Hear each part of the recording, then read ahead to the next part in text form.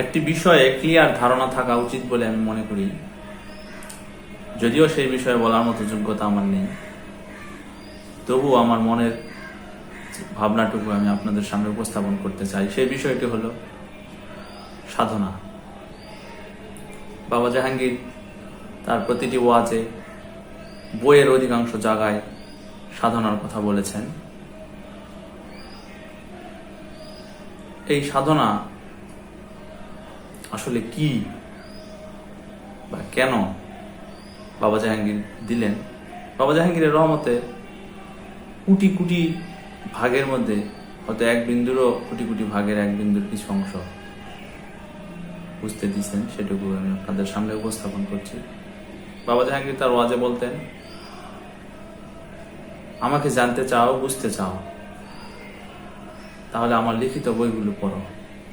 মারেফতের গোপন দর্শন অনেকেরই অজানা, বইয়ের 131 পৃষ্ঠায় উনি বলেছেন। এখন আমি যার ধ্যান করব, যার সাধনা করব, যাকে নিয়ে আমার এত আয়োজন, তাকে যদি আমি জানতে বুঝতে না চাই, তাহলে আমি কি সাধনা করবো আমি জানি না। আগে তো আমাকে জানতে হবে, আগে আমাকে বুঝতে হবে, তারপরে না হয় আমি সাধনা করব।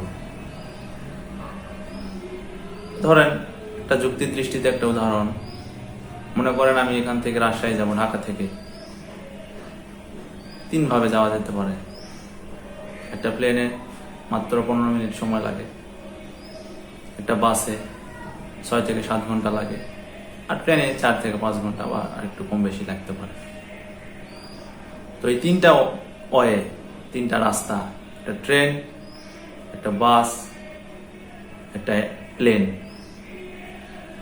এখন কোথায় গেলে প্লেনের টিকিট পাওয়া যায়, কোথায় কোন প্লেন কোথায় ছাড়ে, কখন আসে, কখন নামে, কখন রাজশাহীতে যায়, রাজশাহীতে কোন কোন ট্রেন আছে, কোন কোন প্লেন আছে, প্লেনগুলো কখন ওঠে, কখন যায়, কখন টিকিট পাওয়া যায়, কি পাওয়া যায়, এই বিষয়গুলো বিস্তারিত না জানলে আমি কিন্তু রাজশাহী যেতে পারতেছি না। একদম নর্মাল বিষয়। আবার একইভাবে বাসে আমি গাবতলী গেলাম, গাবতলী থেকে দুম করে এক বাসে উঠে বললাম আমার যাওয়ার কথা রাজশাহী, আমি চলে গেলাম রংপুর। তার মানে আমি আমার গন্তব্যে পৌঁছাতে পারলাম না।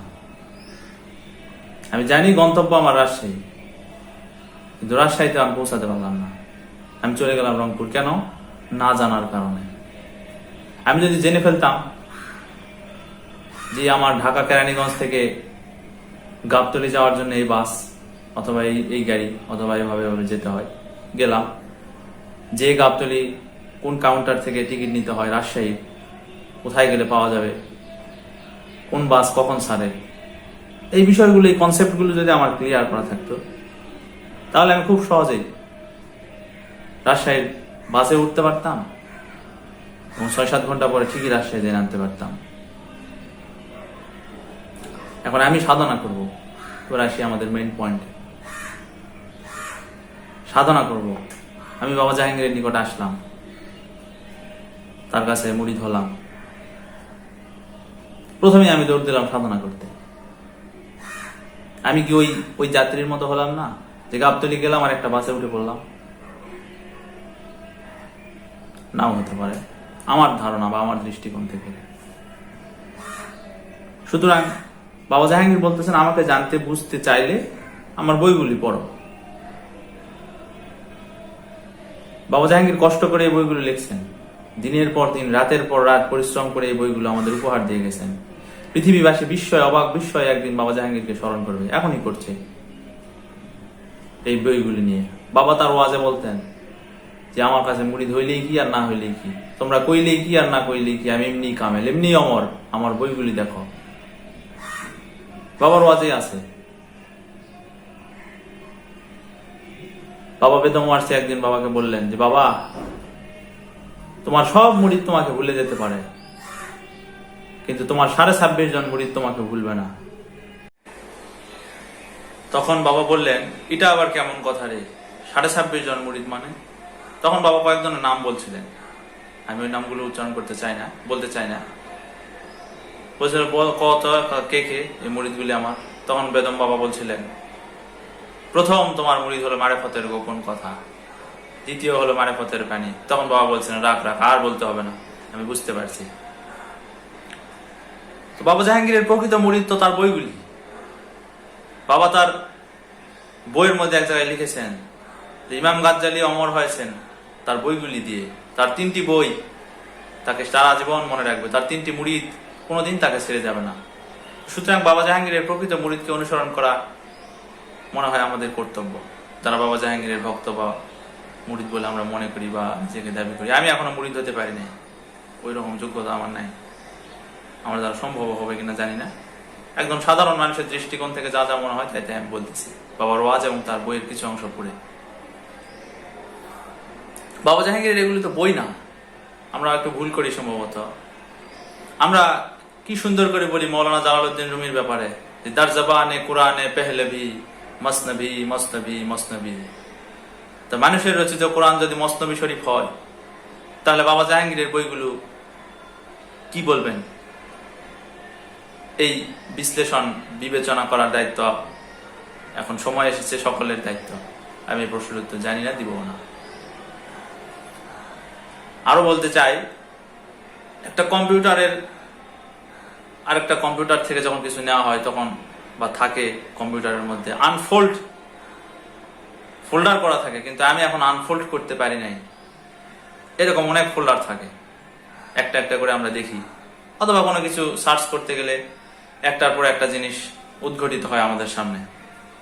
ঠিক সেরকম ভাবে আমার ভেতরে এই আপন অস্তিত্ব, আমার যে অস্তিত্ব, এই অস্তিত্বের ভেতরে অজস্র এরকম আনফোল্ড বিষয় আছে। কিন্তু কারণ বলা আছে বিশ্ব ব্রহ্মাণ্ডে যা আছে তা আছে ক্ষুদ্র মানব ভাণ্ডে।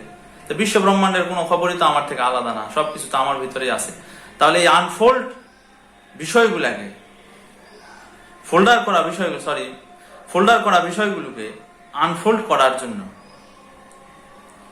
ফোল্ডার করা বিষয়গুলোকে, লুকানো বিষয়গুলোকে উদ্ঘটিত করার জন্য প্রতিনিয়ত আমরা যেরকম সার্চ করি, সেরকম আমার ভিতরের এই ফোল্ডারগুলিকে উন্মুক্ত করার জন্য আমি মনে করি সার্চের মেশিন হলো বাবা জাহাঙ্গীরের বইগুলো। এই বইগুলো উন্নতের কথা বলে না, এই বইগুলো কোনো কাল্পনিক দিকে নিয়ে যায় না, আপনাকে চাঁদের দেশে নিয়ে যাবে না, আপনাকে মঙ্গল গ্রহে নিয়ে যাবে না, আপনাকে কুকুর বিলারের কাহিনী শোনাবে না, আপনাকে কোনো উপন্যাস, কোনো নারী পুরুষের প্রেম কাহিনী নিয়ে এগুলি নাই, এগুলি এই বইয়ের ভিতরে পাবেন না। এ বই সম্পূর্ণ আপনাকে নিয়ে, আপনার ভেতরের যত কথা, যত সংশয়, যত দ্বিধাদ্বন্দ্ব, যত হাহুতাস, যত বোবা বেদনা, যত ব্যথা, যত দুঃখ, যত আনন্দ উল্লাস, প্রেম বিরহ, সমস্ত কিছু আনফোল্ড করে দেওয়া আছে বলে আমি মনে করি। সবার কাছে এরকম মনে নাও হতে পারে, এটা একান্তই যার যার স্বাধীনতা, যার যার ব্যক্তিগত স্বাধীনতা বা মতবাদ। তো কেউ যদি চায় যে আমি আমার ভিতরের এই বিষয়গুলো আনফোল্ড করতে চাই, নিজেকে পরিশুদ্ধ করতে চাই, আমি আমার বিষয়গুলো উপলব্ধি করতে চাই, দেখতে চাই আমার চোখের সামনে, বাবা জাহাঙ্গীরের বইগুলো আয়না আপনার চোখের সামনে আপনাকে দেখাবে, আমাকে দেখায় যে হাসিব তুমি কত নিকৃষ্ট, কত বড় মুনাফিক, কত বড় বেঈমান, তুমি কাফের, ভালো করে দেখে নাও। এই কোষ্টি পাথর, বাবা জাহাঙ্গীরের বইগুলো একটা কোষ্টি পাথর। মৌলা আলী আলাইহিস সালাতু সালামকে সাহাবীরা কোষ্টি পাথর ভাবতেন। যারা মৌলা আলী আলাইহিস সালাতু সালামকে ভালোবাসেন তারা মুমিনদের কাছে, যারা মুনাফিক তারা কখনোই মৌলা আলী আলাইহিস সালাতু সালামকে ভালোবাসতে পারে না। সেই একই রকম ভাবে আমি বলতে পারি আমার দৃষ্টিকোণ থেকে যে বাবা জাহাঙ্গীরের বইগুলো এক একটা কোষ্টি পাথর। যারা বাবা জাহাঙ্গীরের বইগুলিকে ভালোবাসেন, আমি মনে করি তারা বাবা জাহাঙ্গীরকে ভালোবাসেন। আর যারা বইগুলি থেকে মুখ ফিরে এনেছেন তাদের ব্যাপারে আমি বলবো না, তারা তাদের বিচারটা করে নিক। আওলাদে মুর্শেদ বাবা নাহিদ শামসুদ তাবরিজ তার প্রতিটি কথায়, তার প্রতিটি বক্তব্যে, তার প্রতিটি অভিব্যক্তিতে, প্রতিটি অন্তরঙ্গ কথায় অথবা সবার সামনে কথায় প্রতিনিয়ত বাবা জাহাঙ্গীরের বইগুলোকে পড়ার কথা বলতেছেন। কেন যে আমরা এই জিনিসটা উপলব্ধি করতে পারি না আমি জানি না। আমিও উপলব্ধি একসময় করতে পারতাম না, হয়তো বাবা জাহাঙ্গীরের রহমতে কিছুটা হলেও এই কোটি কোটি ভাগের এক ভাগ, হয়তো এক ভাগেরও কোটি কোটি ভাগের কিছু ক্ষুদ্রতম অংশ হয়তো বুঝতে দিচ্ছে, দেখে এই কথাগুলো বলতে পারলাম। তো তিনি কেন বারবার আমাদেরকে বলতেছেন, 15 বার 20 বার করে বারবার করে কেন বলতেছেন? একটু পড়েই দেখেন না। না হয় বাবা নাহিদ শামসুর তাবরেজের কথা শুনে আপনার একটু সময়ই নষ্ট করলেন, মানে জলে ফেলে দিলেন সময়টা। কত কাজ করে কত রকমের উল্টাপাল্টা উদ্ভট আড্ডাবাজি করেও তো আমরা দিনে সময় পার করে দিই। না হয় বাবা নাহিদ শামসুর তাবরেজের কথা শুনে প্রতিদিন আধা ঘন্টা করে বা 1 ঘন্টা করে বাবা জাহাঙ্গীরের বইগুলো পড়লেন, দেখেন না কি হয়। একটু চেষ্টা একটু পরীক্ষা করেই দেখেন, না হয় বাবা যেরকম বলতেন একটু সাধনা করে পরীক্ষা করে দেখো, এটাও তো এক ধরনের সাধনা। একটু দেখেন মনোযোগ আসে কিনা, একটু নিজেকে পরীক্ষা করে দেখেন। আমি এটুকু আপনার কাছে অনুরোধ করতে চাই, একটু পরীক্ষা করে দেখেন নিজেকে। এবং সেটা আমার জন্যও, আমি পারি না, অনেক চেষ্টা করি, যদি কেউ পারেন এটুকুই প্রচেষ্টা। আমি এটুকু অনুরোধ করতে চাই, যিনি বা যাদের নিজেকে জানার, চেনার, বুঝার, নিজের অজানাগুলো নিজের চোখের সামনে ভেসে তোলার সামান্যতম আগ্রহ রাখেন বা আছে, তারা যেন বাবা জাহাঙ্গীর বা আইমান আল সুরেশ্বরী লেখা বইগুলো প্রত্যেকটা বই অন্তত 10 থেকে 15 বার করে পড়েন। আমি এখন একবারও একটা বই পড়তে পারি নাই, পড়তে দেয় না, মন এদিক যায় ওদিক যায়। একটু পড়লেই মনে হয়, 4 লাইন পড়েই মনে হয় যে কি পড়লাম কিছুই বুঝা পারলাম না, আবার পিছনে আসে, আবার ঘুরে ফিরে একই। তো 15 বার পড়লে হয়তো বাবা জাহাঙ্গীরের রহমতে অনেক কিছু আপনাদের সামনে উপস্থিত বা উপলব্ধি হতে পারে। আমি চেষ্টা করতেছি, আপনারা দোয়া করবেন।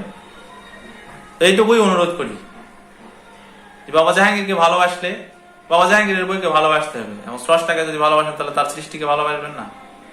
বইগুলো স্রষ্টা তো বাবা জাহাঙ্গীর, সৃষ্টি আর স্রষ্টার মধ্যে তো কোনো পার্থক্য থাকার কথা না। তা আমি যদি ভুল ত্রুটি কিছু বলে থাকি আপনারা আমাকে ক্ষমা করবেন।